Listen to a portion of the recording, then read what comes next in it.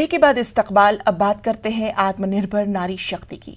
वजीर आजम नरेंद्र मोदी ने आत्मनिर्भर नारी शक्ति से संवाद प्रोग्राम में खवातीन के सामने तबादुले ख्याल किया और बाद में खिताब भी किया।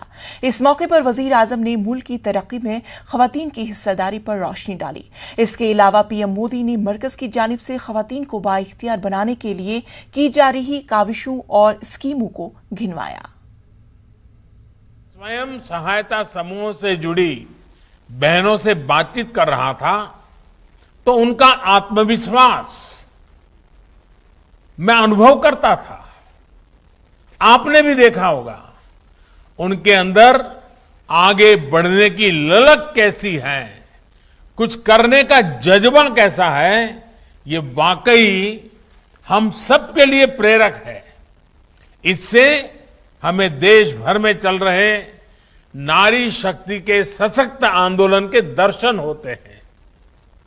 साथियों, कोरोना काल में जिस प्रकार से हमारी बहनों ने स्वयं सहायता समूहों के माध्यम से देशवासियों की सेवा की, वो अभूतपूर्व है।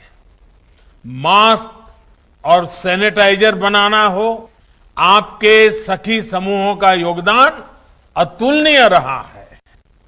अपने परिवार को बेहतर जीवन देने के साथ साथ देश के विकास को आगे बढ़ाने वाली हमारी करोड़ों बहनों का मैं अभिनंदन करता हूं।